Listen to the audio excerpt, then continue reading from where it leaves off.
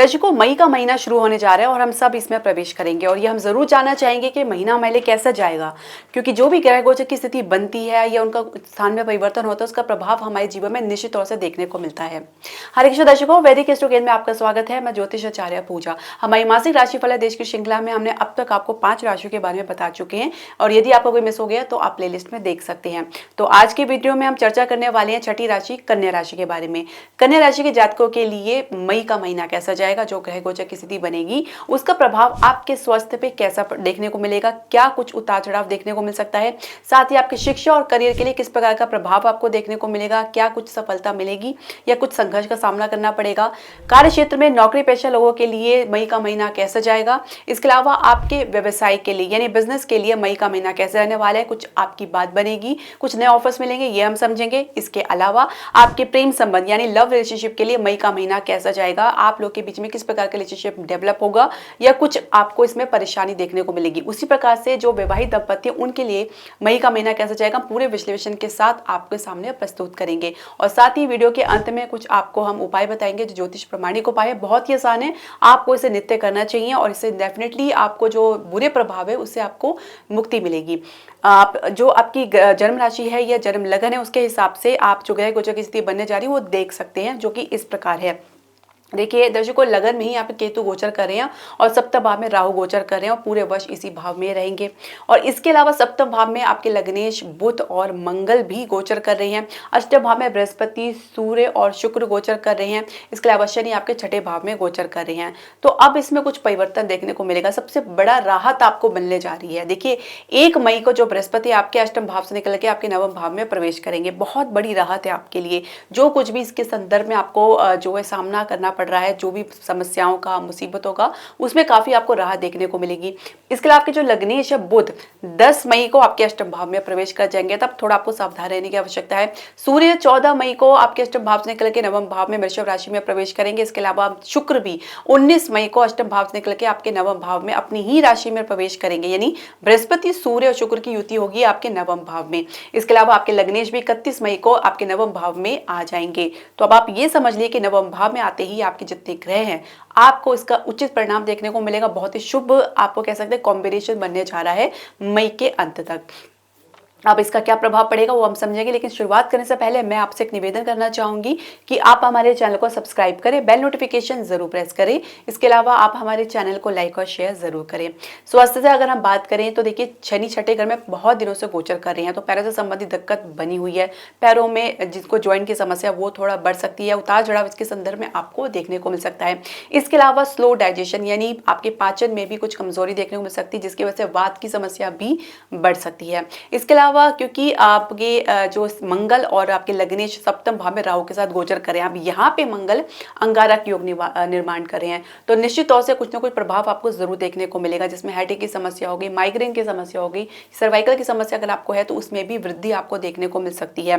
BP की समस्या है तो बहुत ही आपको सावधान रहने की आवश्यकता है, क्योंकि जब तक ये मंगल राहु के साथ आपके सप्तम भाव में गोचर कर रहे हैं, निश्चित तौर से आप जान लीजिए कि आप अपने गुस्से की वजह से, अपने तनाव की वजह से अपने बीमारी को और बढ़ा सकते हैं, यानी बीपी की समस्या आपकी और बढ़ सकती है। तो बहुत ही सावधान रहने की आवश्यकता है। कुल मिला के आपको ध्यान, मेडिटेशन, योगा, इसके अलावा खान पान को बहुत ही उचित रखना है। केतु आपके लगन में गोचर कर रहे हैं और सप्तम भाव में राहु, तो बहुत ही सावधान रहने की आवश्यकता है। कुछ गलत निर्णय की वजह से, कुछ फ्रस्ट्रेशन, चिड़चिड़ापन या आसपास के लोगों के साथ डिटैचमेंट या संबंध विच्छेद की वजह से तनाव की स्थिति, कुछ इस प्रकार की वजह से आपको अन्य समस्या हो सकती है, तो बहुत ही सावधान रहने की आपको आवश्यकता है। अब बात करेंगे आपके शिक्षा और करियर की। पंचमें शनि काफी समय से, जैसे मैंने बताया, कि आपके छठे भाव में गोचर करें और पूरे वर्ष इसी भाव में रहेंगे। संघर्ष और मेहनत लगातार आपको करनी पड़ सकती है। इसके अलावा आपको अच्छा परिणाम भी देखने को मिलेगा, लेकिन क्योंकि लगने जैसे ही आपके 10 तारीख को अष्टम भाव में प्रवेश कर जाएंगे और केतु क्योंकि आपके लगन में ही गोचर कर रहे हैं, तो बहुत बार आपका मन पढ़ाई से उच्चाट हो सकता है, क्योंकि केतु की दृष्टि पंचम भाव में भी पड़ेगी। इसके अलावा कुछ गलत निर्णय भी ले सकते हैं, जल्दबाजी में निर्णय ले सकते हैं, जिसकी वजह से आगे चल के आपको पछताना पड़ सकता है। जल्दबाजी में ऐसा कुछ काम ना करें। डिटैचमेंट आपका हो सकता है किसी भी आसपास चीज़ों से या लोगों से या अपने काम से, तो जिसकी वजह से आपका मन कहीं नहीं लग पाएगा। इसके अलावा कंपटीशन में सफलता आपको मेहनत और संघर्ष के बाद ही मिल सकती है। कैंपस प्लेसमेंट में आपको डेफिनेटली अब अच्छा परिणाम देखने को मिलेगा, खासकर जैसे ही बृहस्पति आपके नवम भाव में प्रवेश करेंगे तो आपको अच्छा प्लेसमेंट या ऑफर हो सकता है या कुछ आपको अच्छी इंटर्नशिप मिल सकती है। अब करियर की शुरुआत करने जा रहे हैं तो लग्नेश तो आपको सपोर्ट कर ही रहे हैं, लेकिन क्योंकि 10 मई को जैसे अष्टम भाव में आ जाएंगे तो कुछ गिरावट देख सकते हैं या बात बनते बनते बिगड़ सकती है, आगे के लिए टल सकती है, कुछ इसमें विलंब देख सकते हैं, इस प्रकार की समस्या देखने को मिल सकती है। लेकिन जैसे ही बुध 31 मई को आपके नवम भाव में प्रवेश कर जाएंगे तो राहत आपको देखने को मिलेगी। बहुत जल्दी आप डिसीजन और हताश हो जाते हैं और बहुत जल्दी गिव अप कर देते हैं, इससे आपको बचना होगा। केतु की वजह से कुछ इस प्रकार की समस्या देखी जा सकती है। अपने आसपास के लोगों के साथ कंफर्टेबल फील नहीं करेंगे, कहीं ना कहीं आपको ऐसा लगेगा कि आप गलत जगह पे, आप फिर कहीं और जाएंगे तो वहां पे भी आपको ऐसी फीलिंग होगी, तो इससे आपको बचना होगा। ग्रहों के जो स्थायी प्रभाव से अपने आप को बचाने के लिए आप मंत्रों का जाप कर सकती हैं, मेडिटेशन कर सकते हैं, ये बहुत जरूरी है आपके लिए यदि आप चाहते हैं कि इनका कोई नेगेटिव प्रभाव आप पे ना पड़े और इसकी वजह से कोई समस्या का सामना आपको ना करना पड़े। तो करियर की शुरुआत सामान्य रह सकती है, लेकिन कुछ मैंने जैसे बताया है कि 10 मई के बाद और 31 मई तक कुछ ना कुछ आपको उतार चढ़ाव इसके संदर्भ में देखने को मिल सकता है और कुछ गलत डिसीजन के चलते भी आप कुछ समस्या में, तनाव में पड़ सकते हैं या कुछ अपॉर्चुनिटी आप मिस कर सकते हैं। तो बहुत कुछ सोच समझ के आपको प्लानिंग करके, स्ट्रेटजी बना के, लोगों से सलाह लेकर तब कोई निर्णय लेंगे तो ही आप आपको कारगर साबित होगा।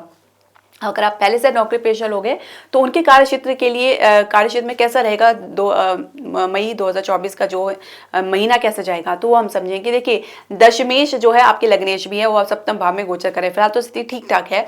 इसके अलावा भी केतु और राहु आपके जो बने बनाए काम में पानी फेरने के लिए बहुत है। मंगल इसमें और भी आग में घी का काम करेंगे, क्योंकि मंगल और राहु यहाँ पे मिलकर अंगारक कारक का योग बना रहे हैं। छोटी बात पे चिड़चिड़ापन, गुस्सा आना, जल्दी से रिएक्शन देना, प्रतिक्रिया देना, तो ये कुछ इस प्रकार की समस्या देख सकते हैं। सूर्य अष्टम भाव में गोचर कर रहे हैं तो इसकी वजह से भी अधिकारी के साथ उतार चढ़ाव, संबंध में गिरावट या उनके सपोर्ट में कमी देखने को मिल सकती है या उनके कारण ही किसी आप समस्या का सामना आपको करना पड़ सकता है। इस प्रकार की समस्या तो बनी हुई है। कलीग, कोवर्कर या सहकर्मी के कारण भी आपको काफी समस्या का सामना करना पड़ सकता है। उनके साथ तनाव, झगड़ा या कुछ इस प्रकार की मिसअंडरस्टैंडिंग की वजह से आप लोगों के बीच में बहुत बड़ा तनाव देखा जा सकता है, तो इससे आपको बचना होगा। 10 मई जैसे ही आपके जो लग्नेश है बुध अष्टम भाव में प्रवेश कर जाएंगे, दशमेश भी है, तो थोड़ी कह सकते कि जो परिस्थिति है विकट हो सकती है, विपरीत जा सकती है, थोड़ी आपके लिए समस्या का कारण उत्पन्न कर सकती है। बहुत ही आपको समझदारी से काम लेना है, क्योंकि अभी जो स्थिति है कह सकते हैं कि 31 मई तक या पूरा महीना मान लीजिए आपके लिए काफ़ी कह सकते हो उतार चढ़ाव से भरी रह सकती है। गलत निर्णय ले सकते हैं, कुछ जैसे मैंने बताया केतु की वजह से कुछ गलत फहमी का शिकार हो सकते हैं और जल्दबाजी में कुछ निर्णय ले सकते हैं। कोई जल्दबाजी बहुत ज़्यादा करते नजर आ रहे हैं। गुस्से को कंट्रोल करना आपके लिए बहुत ही मुश्किल हो सकता है। नई नौकरी के लिए प्रयास करें तो संघर्ष और मेहनत करने के बावजूद भी अपेक्षित परिणाम नहीं मिल पाने की वजह से आपको थोड़ा चिड़चिड़ापन भी देखा जा सकता है। शुरुआत में हालांकि आपके फेवर में रहेगा, लेकिन धीरे धीरे मध्य मई से लेकर अंतिम मई तक जो है आपको कुछ उतार चढ़ाव बहुत ज़्यादा देखने को मिल सकते हैं, संघर्ष काफ़ी देखने को मिल सकता है, लेकिन फिर भी अपेक्षित परिणाम देखने के लिए बहुत ही विलंब या आपको कह सकते हैं प्रतीक्षा करनी पड़ सकती है। धैर्य से काम लें। ये समय अभी हो सकता है आपके पक्ष में नहीं हो, तो इसका मतलब ये नहीं कि हमेशा ऐसी ही सिचुएशन या ऐसी ही परिस्थिति रहेगी, तो आपको काफ़ी धैर्य से काम लेना है। और प्रमोशंस के लिए या अगर ग्रोथ के लिए अगर आप प्रयास करें तो उसमें भी संघर्ष या उतार चढ़ाव आपको देखने को मिल सकता है। कुछ आपको चांसेस मिलेंगे भी, तो हो सकता है वो आपकी अपेक्षा अनुसार ना हो। इसके अलावा आपके व्यवसाय या बिजनेस के लिए यदि हम बात करें तो राहु की वजह से और मंगल बुध की वजह से आप बहुत कुछ बड़ी डील हासिल करने में लगे रहेंगे। साथ ही छोटी मोटी डील को भी आप अवॉइड कर सकते हैं। आप चाहेंगे कि कुछ बड़ी चीज हासिल हो जाए तो फिर आपका सारा काम सेटल हो जाए, लेकिन इसमें भी आप जल्दबाजी करते नजर आएंगे, तो निश्चित तौर से आप देख लीजिए आप किसी न किसी समस्या में पड़ सकते हैं, किसी की वजह जिसकी वजह से आपको काफी नुकसान भी उठाना पड़ सकता है। तो बहुत ही समझदारी से आपको काम लेना है। इसके अलावा जल्दबाजी बिल्कुल भी ना दिखाएं। लग्नेश आपके जैसे अष्टम भाव में आएंगे 10 मई के बाद, तो आप देखेंगे कि कुछ ना कुछ आपके निर्णय लेने की क्षमता में भी कमी देखी जा सकती है। कुछ खुद ही आप सेल्फ डाउट की पोजीशन में रहेंगे। रियल एस्टेट में भी काफी उतार चढ़ाव होने के बावजूद अब जैसे ही बृहस्पति आपके नवम भाव में आएंगे तो एक अच्छा बूम आप देखेंगे, एक अच्छा आप कह सकते हैं कि आपको अच्छा संघर्ष के बाद जो कहते हैं ना कि एक अच्छी आपको खबर सुनने को मिल सकती है, अच्छा आपको ग्रोथ देखने को मिल सकता है। तो आपको अब ये समय आपके फेवर में, खासकर रियल एस्टेट वालों के लिए। इसके अलावा पहले से ही कुछ इन्वेस्टमेंट किया तो वहाँ से भी कुछ मार्केट गर्म होती नजर आ रही है, कुछ अच्छे रिस्पॉन्स आपको मिल सकते हैं। शेयर मार्केट में जरूर उतार चढ़ाव बना रह सकता है, मध्य मई के बाद ही कुछ आप इसमें इन्वेस्टमेंट की प्लानिंग करें। अगर हम बात करें आपके फाइनेंशियल सेक्टर में तो काफ़ी उतार चढ़ाव देखने को मिल सकता है। कुछ कह सकते हैं या तो बिल्कुल ही आप उसमें कमजोरी या गिरावट देख सकते हैं, बिल्कुल उछाल भी देख सकते हैं। तो ये कुछ इस तरह से लगातार आपको उतार चढ़ाव देखने को मिल सकता है पूरे महीने। लेकिन व्यवसाय के लिए आप जो भी निर्णय ले रहे हैं सोच समझ के लें। मध्य मई के बाद आपके जो विदेश से जो आप डील करते हैं या उसमें आप कुछ प्रयास करें तो उसमें भी काफ़ी सुधार आपको देखने को मिलेगा। और ये भी है कि आप बहुत दिनों से प्रयास करें, कुछ लीगल अड़चन बनी हुई है या कुछ सरकारी क्षेत्र से अवरोध बना हुआ है तो उसमें भी आपको कमी देखने को मिलेगी। साथ ही आपके कॉन्फिडेंस में वृद्धि देखने को मिलेगी। अब तक आपके भीतर जो भी कमी थी, कुछ धैर्य, कुछ आप कह सकते हैं कि आपके भीतर कॉन्फिडेंट या आत्मविश्वास की कमी थी, तो वो उसमें आप देखेंगे काफी आप बाहर निकल आए हैं उस कमी से। साथ ही आपके कॉन्फिडेंस में वृद्धि के अलावा कुछ आपके भीतर जल्दबाजी या धैर्य की कमी देखी जा सकती है, तो इससे आपको बचना होगा। दो चीजें आप कंट्रोल करके चलें, अपना गुस्सा और धैर्य, अपने जो इम्पेशेंसी को, तो आप ये देखेंगे कि आप बहुत अच्छा निर्णय लेने में सक्षम रहेंगे। अन्यथा आप गलत निर्णय लेने में जो कह सकते हैं कि आप बहुत जल्दबाजी दिखा सकते हैं। इसके अलावा अगर हम बात करें आपके प्रेम संबंध की, लव रिलेशनशिप की, तो आपको जैसे मैंने बताया कि पंचमेश शनि जो है आपके अष्टम भाव में गोचर कर रहे हैं, तो उतार चढ़ाव तो है ही है। साथ ही आप ये भी देखेंगे कि मैच्योरिटी और समझदारी आपके भीतर, आपके एक्सपीरियंस से, आपके अनुभव से बनती जा रही है। अब आप ये समझने लगे हैं कि आपके लिए क्या सही है, क्या गलत है, किस पर आपको विश्वास करना चाहिए, किस पर आपको विश्वास नहीं करना चाहिए, कौन आपको बेवकूफ़ बना रहा है या कौन आपके साथ सिर्फ दिखावे क्या रिलेशनशिप में है। तो ये जब चीजें आपके सामने क्लियर होती जाएंगी तो आप अपने जीवन का निर्णय बहुत समझदारी से ले सकते हैं, लेने में सक्षम नजर आएंगे। इसके अलावा अगर आप विवाह के लिए प्रयास करें तो निश्चित तौर से आपके खुद के भीतर ही इसको लेकर कॉन्फिडेंट की कमी देखी जा सकती है। आप खुद ही नहीं चाहेंगे कि आप इस रिलेशनशिप को विवाह में परिवर्तित करें। केतु और राहु की वजह इस प्रकार का परिणाम आपको देखने को मिल सकता है। साथ ही आपको आपके जो पार्टनर है या उनकी जो फैमिली है या उनकी तरफ से कुछ ऐसा व्यवहार है जिसकी वजह से आपके भीतर शंका की स्थिति हो सकती है, जो आप इससे बचना चाहेंगे। इसके अलावा आपका अगर पहले से विवाह की चर्चा चल रही है तो हम तो कह सकते हैं कि उसमें विलंब देखने को मिल सकता है, इतनी जल्दी बात बनती नजर नहीं आ रही है। खासकर विवाहित दंपत्ति के लिए भी मैं कहना चाहूंगी कि काफी सावधान रहें, एक दूसरे को समझने का प्रयास करें, एक दूसरे को सपोर्ट करें। आपकी जो जीवन साथियों की अपेक्षाएं बहुत ज्यादा आपके साथ रह सकती हैं, उनका व्यवहार में बहुत तीव्रतापन, तीखापन, क्रोध देखा जा सकता है और जिसको संभालना आपके लिए कभी कभी मुश्किल भी हो सकता है। और यही एक वजह हो सकती है कि आप डिप्रेशन या तनाव में जा सकते हैं, खासकर मध्य मई के बाद अपने रिलेशनशिप को लेकर। और इसकी वजह से आप का कोई भी स्वास्थ्य संबंधी समस्या भी उभर सकती है या नई स्वास्थ्य संबंधी समस्या आपको हो सकती है। तो आपको इन सब सिचुएशन से बचने के लिए आपको अपनी लग्नेश को मजबूत करना है, उसका उपाय हम आपको जरूर बताएंगे। संतान प्राप्ति के लिए संघर्ष थोड़ा बना हुआ है, संघर्ष के बाद ही आपको विजय मिल पाएगी। पहले से संतान है तो उनके साथ आपको उतार चढ़ाव देखने को मिलेगा, उनके व्यवहार में कुछ कमी देखने को मिल सकती है, लेकिन उनके जीवन में भी काफी संघर्ष भी देखने को मिल सकता है। दर्शकों, आपको निराश हताश होने की बिल्कुल आवश्यकता नहीं है, सिर्फ अस्थायी जो कह सकते हैं परिस्थिति बनी रही है, तो उससे आपको निराश होने की आवश्यकता नहीं। बस आप उपाय करें और समय का इंतजार करें, धीरे धीरे आप इससे बाहर निकलेंगे। लेकिन जब समय खराब हो तो ऐसे समय में कोई भी निर्णय ना ले तो अच्छा है। कुछ भी महत्वपूर्ण निर्णय लेना अगर आगे के लिए टाल सकते हो तो बहुत ही अच्छी बात होगी। देखिए, उपाय की अगर आप कर सकते हो तो सबसे पहले आपको गणपति जी का जाप करना है, बहुत जरूरी है। 108 बार आप सिंपली ओम श्री गणेशाय नमः का नित्य आप जाप करें।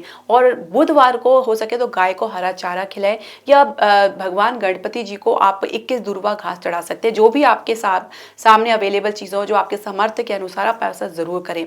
इसके अलावा आपको केतु राहु का उपाय भी करना चाहिए। कुत्ते को आप भोजन खिला सकते हैं, जो खासकर गली के कुत्ते होते हैं। इसके अलावा आप चाहे तो सिद्धि कुंजी का स्त्रोत का पाठ नित्य कर सकते हैं, सिर्फ 1 पेज का पाठ है। ये राहु के बुरे प्रभाव को कम करने में आपकी मदद करेगा, साथ ही आपके मानसिक स्तर को भी ठीक रखेगा, क्योंकि कह सकते हैं कि एक निचोड़ है दुर्गा सप्तशती के पाठ का। तो सिद्धि कुंजी का स्त्रोत का पाठ आप शुद्ध होकर स्नान के बाद ही करें, सुबह सुबह करें, और आप इसको पूरे अच्छे नियम के साथ करेंगे तो निश्चित तौर से आपको अच्छा लाभ देखने को मिलेगा।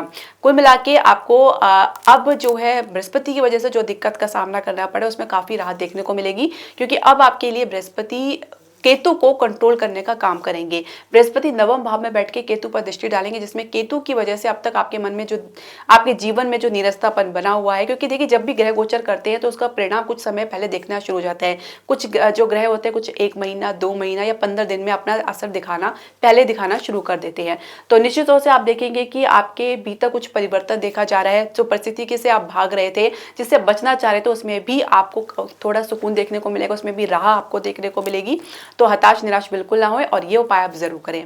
दर्शकों, आपके जो भी प्रश्न, सजेशन या राय है आप हमारे कमेंट बॉक्स में जरूर डालें। हरे कृष्णा।